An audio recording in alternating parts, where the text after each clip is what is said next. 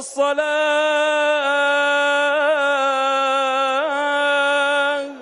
الله أكبر. الله أكبر.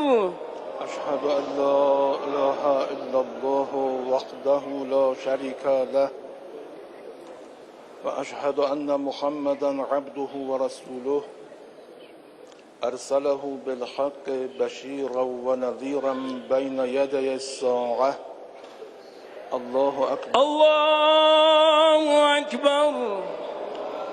اللهم صل على محمد وآل محمد وبارك على محمد وآل محمد وارحم محمد وآل محمد كما صليت وباركت وترحمت على إبراهيم وآل إبراهيم إنك حميد مجيد.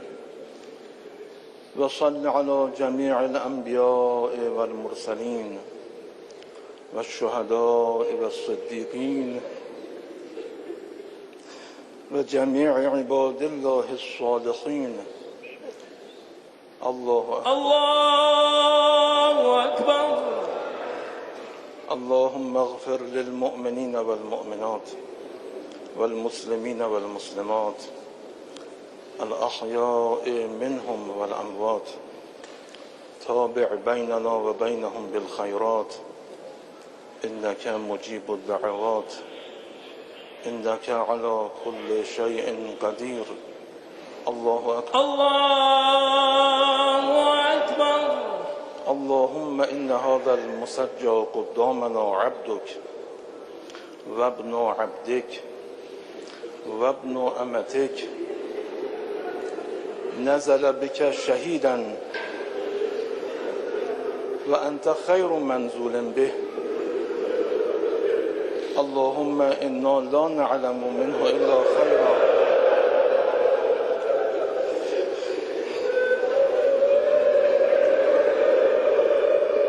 وأنت أعلم به منا.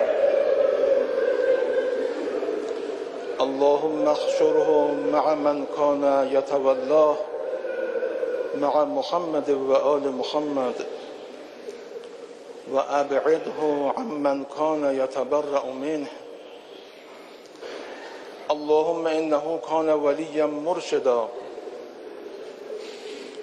وكان من الذين يجاهدون في سبيل الله ولا يخافون في الله لومة لائم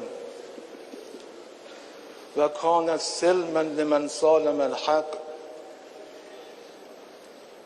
وحربا لمن حارب الحق وكان وليا لمن والى الحق وعدوا لمن عاد الحق. اللهم تقبله جميع ذلك منه بفضلك بأفضل قبولك. اللهم اجعله عندك في أعلى عليين واخلف على أهله في الغابرين وارحمه وإيانا برحمتك يا أرحم الراحمين. الله أكبر. الله أكبر.